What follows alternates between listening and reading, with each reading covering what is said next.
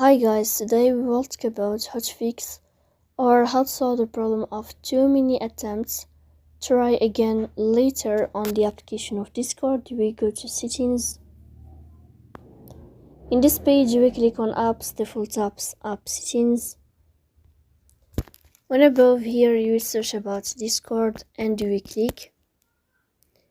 In this page of app info, we click on first stop and we click OK. Here you will enter to the window of storage.